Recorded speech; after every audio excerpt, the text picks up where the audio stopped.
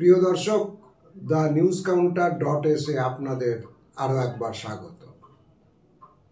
আজকের আমাদের বুলেটিনে যেটা নিয়ে আমরা কথা বলতে চাইছি সেটা হচ্ছে কুম্ভ নিয়ে আমাদের কেন্দ্রীয় সরকার এবং উত্তরপ্রদেশের রাজ্য সরকার, মোদী এবং যোগীর সরকার কি কিছু লুকোতে চাইছে।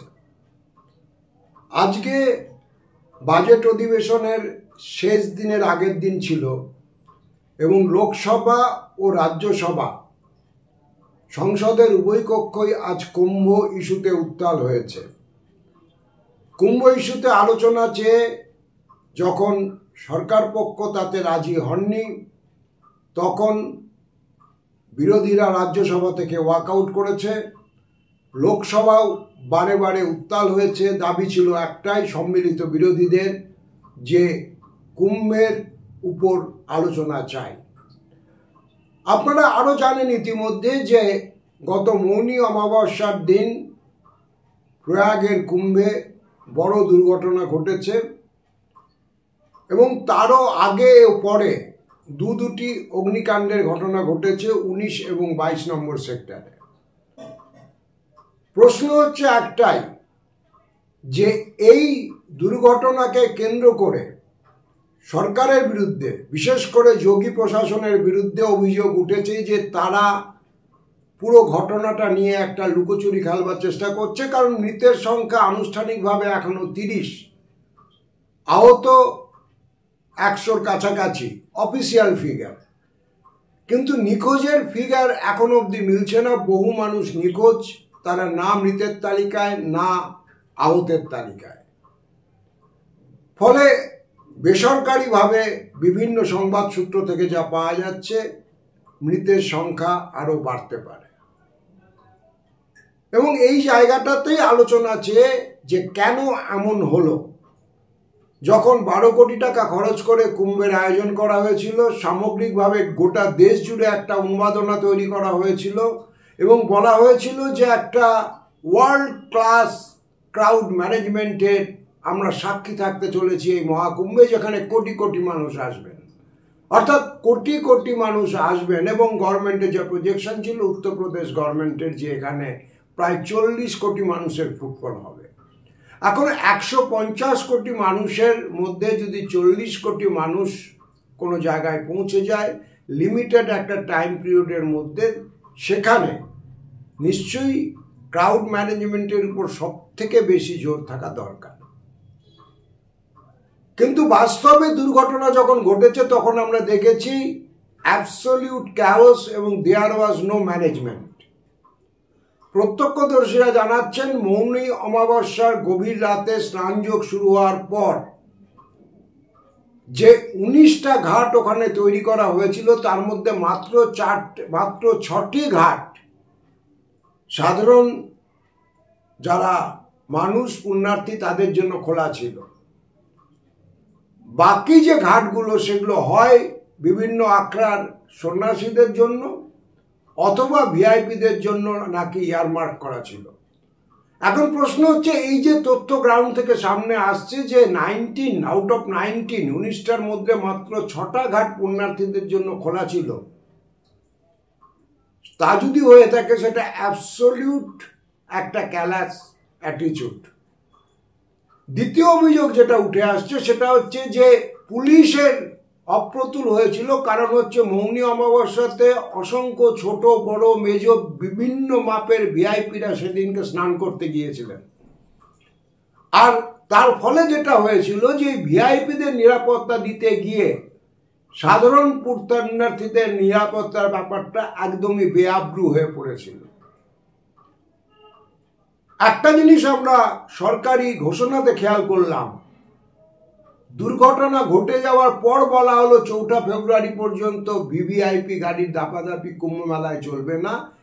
এসেন্সিয়াল সার্ভিস ছাড়া অন্য সমস্ত গাড়ির প্রবেশ কুম্ভ মেলায় নিষিদ্ধ করা হচ্ছে আপাতত 4 ফেব্রুয়ারি পর্যন্ত। পরে যদিও আবার শুনছি যে বিভিন্ন মহলের চাপে ওটাকেও রিল্যাক্স করা হয়েছে।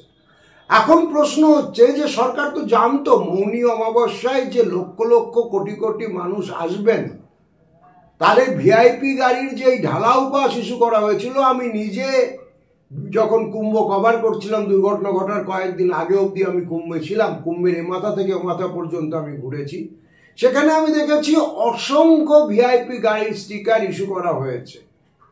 এবং তার ফলে যেটা হয়েছে যে কুম্ভ মেলা যেখানে বসে কার্যত একটা নদীর চড়া, সেই সংকীর্ণ পরিসরে অসংখ্য গাড়ির দাপাদাপি আমি দেখেছি, যেটা ওই রোড সার্ফেসের মধ্যেই তারা দৌড়দৌড়ি করেছে ভিআইপি স্টিকার লাগিয়ে।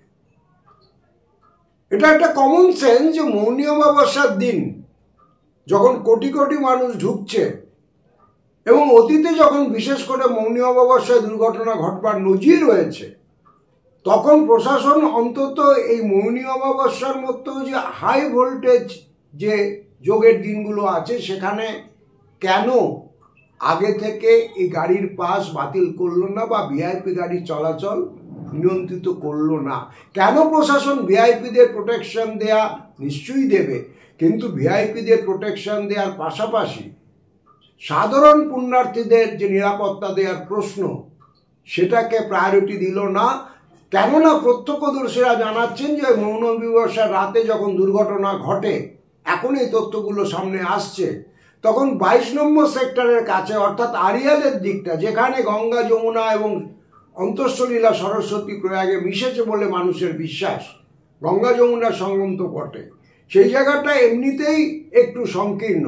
22 থেকে 24 নম্বর সেক্টরের দিকে যত এগিয়েছে, সেইখানে একই সঙ্গে দেখা গেছে যে মানুষের ফ্লো আসছে এবং যাচ্ছে, তার সঙ্গে বিভিন্ন প্রশাসনের কর্তারা, অপ্রতুল পুলিশ যেখানে সেখানে মাইকে ঘন ঘন ঘোষণা করছেন যে অমৃত যোগ চলছে, আপনারা দ্রুত স্নান করে অমৃতের পুণ্য লাভ করুন। এখন এই দ্রুত স্নান করবার ঘোষণার আগে অ্যাডমিনিস্ট্রেশনের উচিত ছিল যে সিচুয়েশনের স্টক চেকিং করা। আমরা কলকাতায় একটা সামান্য দুর্গাপুজো সংগঠিত করতে গেলেও আমরা দেখেছি যে ট্রাফিক একদিক দিয়ে লোককে ঢোকায় আর প্যান্ডেলের অন্য একটা দিক দিয়ে বার করে। তো 22 থেকে 24 নম্বর সেক্টরের এই স্পেসটা এমনিতেই সংকীর্ণ, এবং ওইখানে পুণ্য স্নান করলে বেশি মানুষের এই বিশ্বাস তো আবহমানকাল থেকে আসছে। ফলে অন্যান্য কয়েকটা ঘাট খোলা থাকলেও বেশি সংখ্যক মানুষ ওই প্রয়াগের নির্দিষ্ট সঙ্গমের দিকে এগোতে চেষ্টা করবেন, এটাও জানা কথা, এটা না জানার কিছু নেই। বিশেষ করে যারা এই কুম্ভের মতো মেলা অর্গানাইজ করেন তাদের তো অবশ্যই জানা উচিত।